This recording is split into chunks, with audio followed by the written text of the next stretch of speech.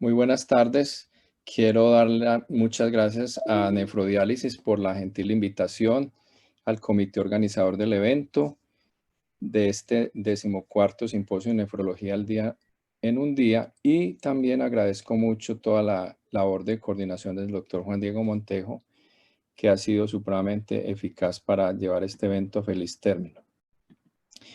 El tema de mi presentación es sobre la utilidad que tiene caracterizar los fenotipos en los pacientes hipertensos. Lo primero que vamos a mirar es qué es exactamente un fenotipo. Se ha evaluado mucho en la literatura este tipo de hallazgo y vamos a mirarlo desde el punto de vista de la hipertensión que representa.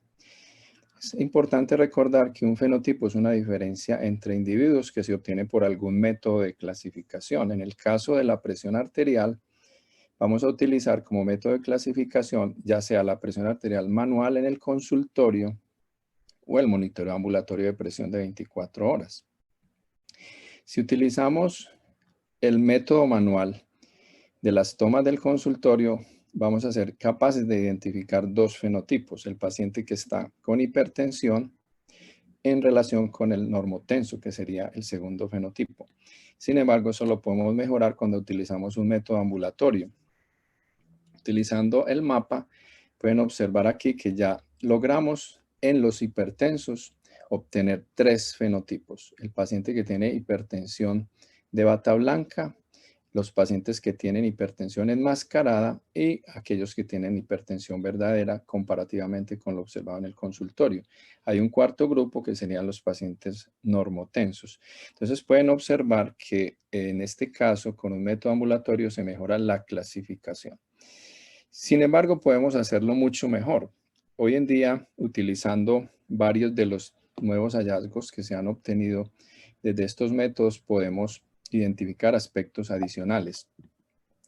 Voy a mostrarles un ejemplo como caso clínico para que con él ilustremos exactamente lo que estos métodos nos pueden ayudar. Se trata de una mujer de 60 años, quien es previamente hipertensa por varios años y en los últimos 6 meses ha estado de difícil control. Ha tenido un par de citas donde la presión arterial se ve alta y le ordenan un estudio de presión de 24 horas para aclarar qué pasa. En este estudio que se ve aquí en la imagen, ustedes pueden observar que esta paciente tiene hipertensión arterial sistólica en varios momentos durante el día, tiene un descenso nocturno conservado, pero de nuevo cuando se despierta otra vez la presión está alta. Solamente es la hipertensión sistólica lo que la caracteriza, porque la presión diastólica es normal. Adicionalmente pueden observar que tiene una frecuencia cardíaca elevada. Ese detalle es importante porque durante el día tiene frecuencias relativamente altas por encima de la línea de normalidad. Si vemos los promedios, tiene una presión sistólica alta, 134 milímetros de mercurio en total, con valores diurnos también altos. Haciendo una valoración a esta paciente, el médico entonces encontró que tenía una hipertensión sistólica aislada, con una presión de pulso alta, con una frecuencia cardíaca alta. Intuitivamente él consideró que un betabloqueador podría ser lo más útil para ella por este hallazgo y empezó una prescripción de Nebivolol 5 miligramos como conducta terapéutica. La paciente regresa a los 2 meses, donde sigue en el consultorio mostrando presiones incluso más altas que las que tenía previamente, y se le ordena un mapa para aclarar a ver si lo que tiene es una hipertensión de bata blanca. Este es el estudio donde ustedes ven que tiene presiones sistólicas aún más elevadas que las que tenía inicialmente.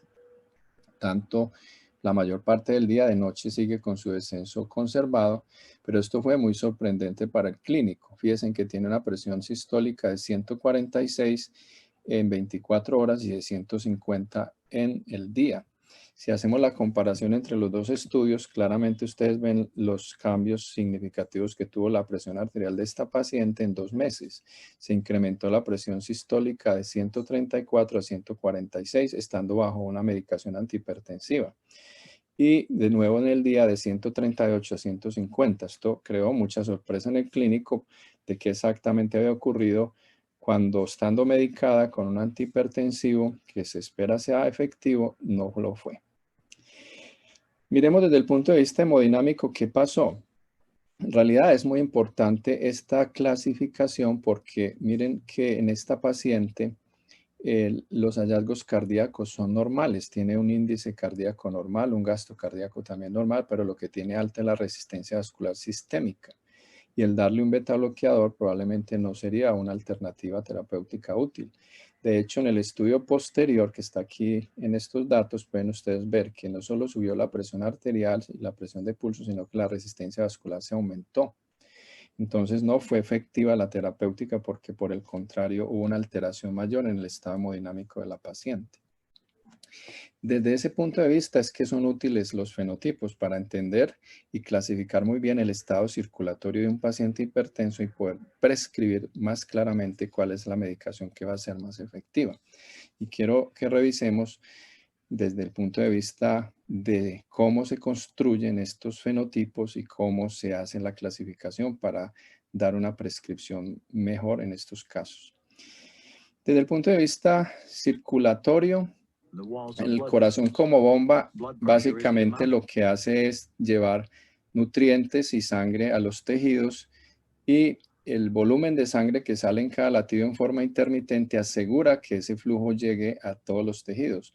Lo que pasa es que no es posible desde el punto de vista rutinario medir esa cantidad de flujo que sale del corazón, ese volumen de sangre que entra al sistema arterial. En la definición clásica de la presión arterial nosotros tenemos que la presión arterial es el gasto cardíaco por la resistencia vascular sistémica.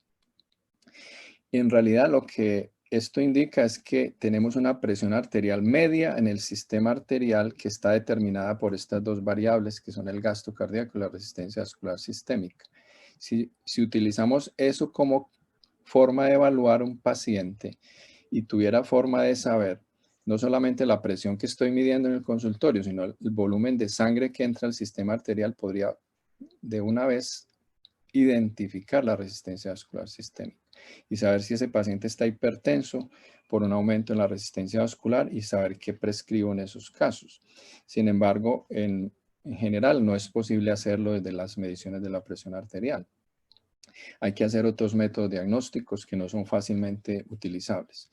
Para ilustrarlo, les voy a mostrar, este es un caso de una resonancia magnética nuclear donde se puede observar en forma dinámica el flujo arterial. Pero estos métodos diagnósticos que son supremamente complejos y útiles a la vez, los podemos utilizar para desarrollar modelos circulatorios que reproduzcan los hallazgos que estos flujos sanguíneos muestran en el sistema arterial, aquí en la aorta ascendente y descendente. De esa manera se pueden diseñar algunos modelos circulatorios que nos permitan a partir de las cifras de presión arterial reproducir lo que está pasando en el sistema circulatorio de un paciente hipertenso.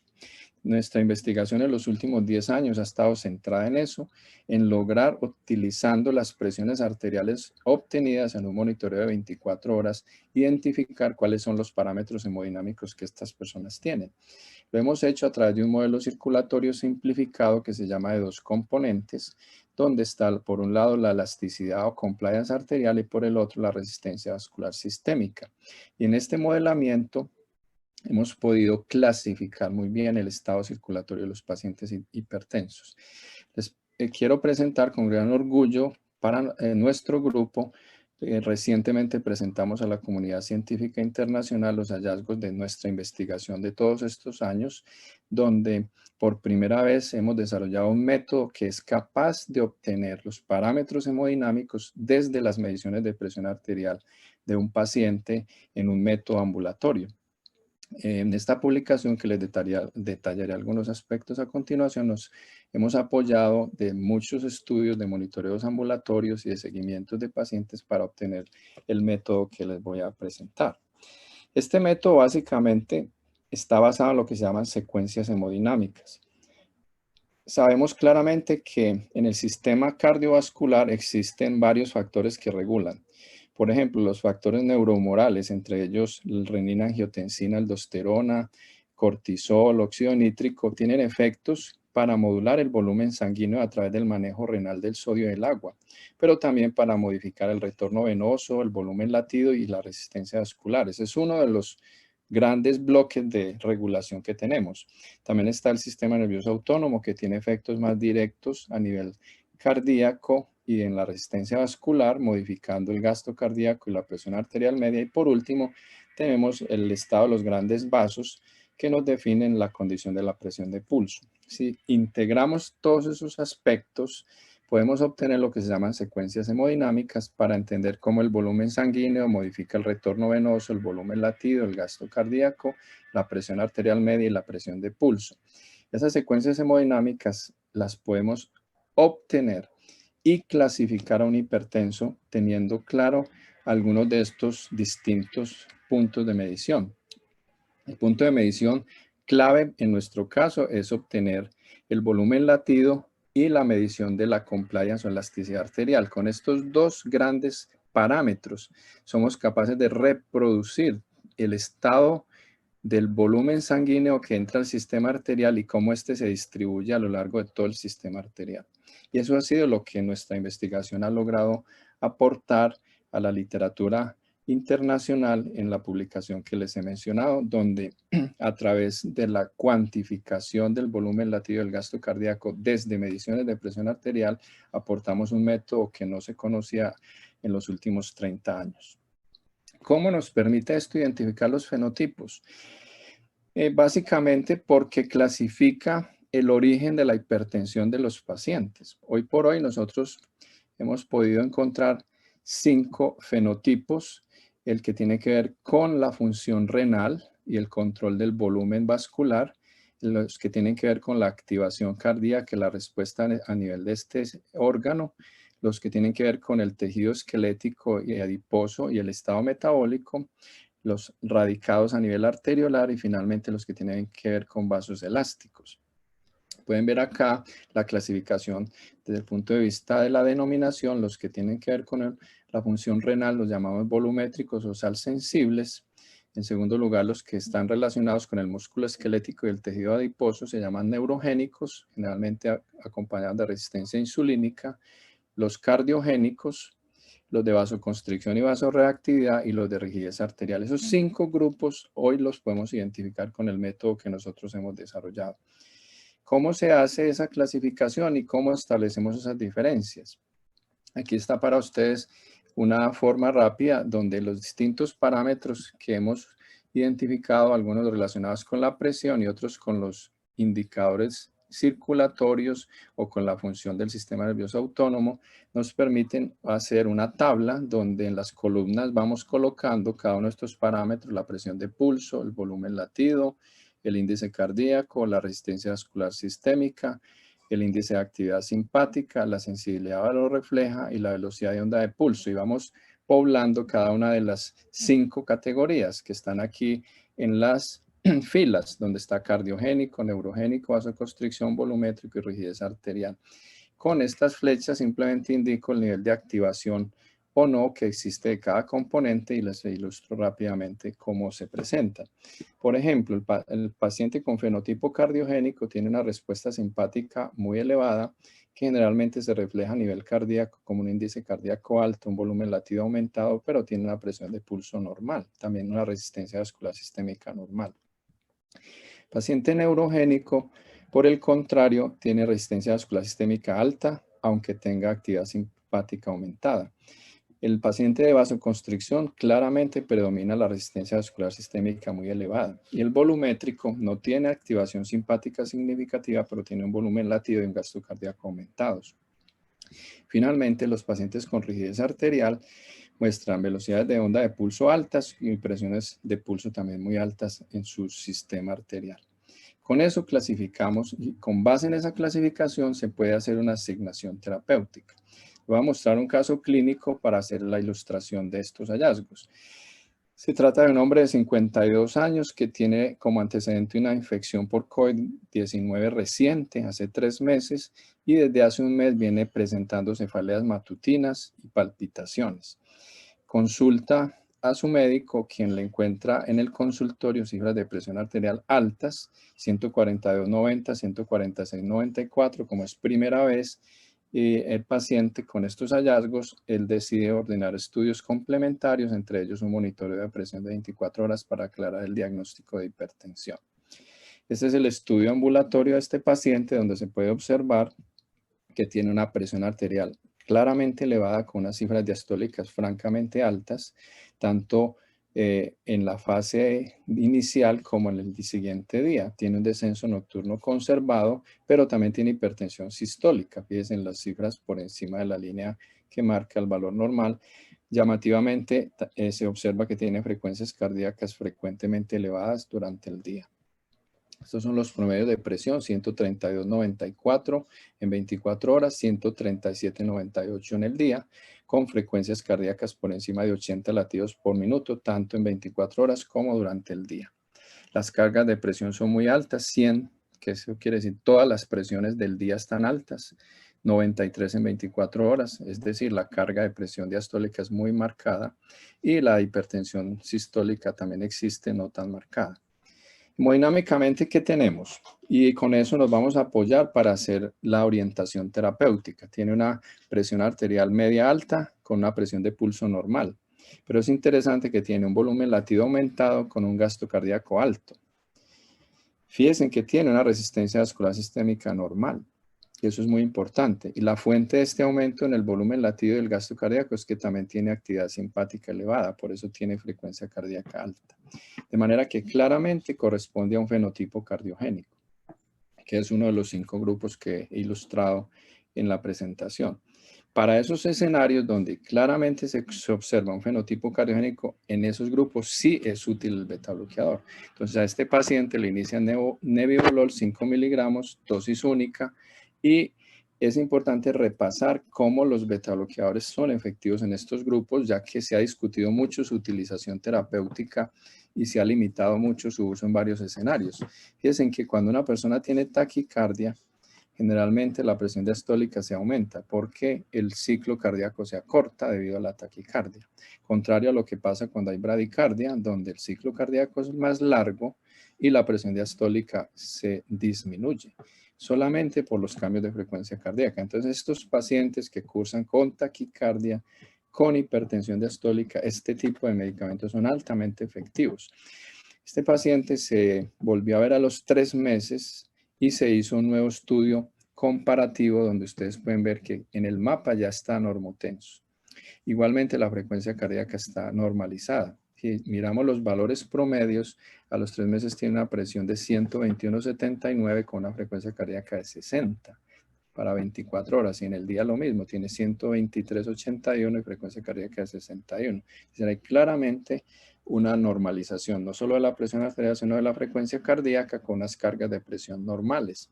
Pero lo más importante es que se corrigieron las alteraciones hemodinámicas, lo cual fue el origen de estos hallazgos de la presión arterial que se acaba de presentar. De modo que este es el tipo de orientación que la valoración del fenotipo del paciente nos permite hacer para identificar cuál es la terapéutica más clara. Entonces, desde ese punto de vista, existe un algoritmo hemodinámico para el tratamiento farmacológico de la hipertensión utilizando los fenotipos. Si una persona tiene vasoconstricción porque tiene una resistencia vascular sistémica alta, los medicamentos que van a ser más útiles son los ARA2 o los IECA, los calcioantagonistas dihidropiridínicos o los vasodilatadores directos. Por el contrario, si tiene un fenotipo volumétrico con un volumen latido alto sin incremento en la actividad simpática, habitualmente los diuréticos o los ARA2 son los medicamentos de elección. Para el paciente con fenotipo cardiogénico que tiene gasto cardíaco alto, índice de actividad simpática alta, frecuencia cardíaca de 80 latidos por minuto o más, los beta bloqueadores son opción 1A con los calcioantagonistas no dihidropiridínicos también siendo muy útiles como el verapamil o el diltiazem. Aquellos pacientes que tienen fenotipo neurogénico con incremento en la actividad simpática con resistencias vasculares sistémicas altas cursan mejor su evolución con calcioantagonistas no dihidropiridínicos, beta bloqueadores que sean vasodilatadores como el nebivolol o como el carvedilol, ejemplo que mostré hace un momento, tiene ese grupo, y los pacientes también responden a los ARA2 o IECAS. Finalmente, Aquellas personas que tienen rigidez arterial, que son generalmente pacientes de más de 65 años con velocidad de onda de pulso alta, responden mucho mejor a los ARA2, a los calciantagonistas dihidropiridínicos y a los diuréticos tiazídicos. Dependiendo de la magnitud de elevación de la presión arterial, se determina si necesita uno o más de uno de estos agentes terapéuticos. Entonces, se ha avanzado mucho en este nuevo camino de ser mucho más individualizado en la terapéutica de los pacientes a partir de conocer el fenotipo hemodinámico. Entonces, frente a la respuesta que se debe dar a la pregunta de si es útil caracterizar los fenotipos en los pacientes hipertensos, claramente podemos decir que el análisis del fenotipo clínico mejora la precisión diagnóstica y permite un tratamiento personalizado de la hipertensión arterial. Esto es algo que venimos haciendo hace rato en nuestro grupo, pero igualmente hay varios grupos internacionales que han trabajado en este tipo de aspectos, donde los parámetros hemodinámicos clasifican, se obtiene un perfil hemodinámico y a partir de ese perfil hemodinámico se da la mejor opción terapéutica. Tanto en Europa como en Norteamérica hay varios grupos activamente involucrados en obtener estos perfiles y determinar qué terapéutica guiada podemos dar. Ahora, en nuestro caso, lo que hemos logrado es hacerlo integrando todo el método dentro del monitoreo ambulatorio de presión arterial. Espero haber dado respuesta a la pregunta y quiero agradecerles por su participación y por la atención prestada en estos minutos. Muchas gracias.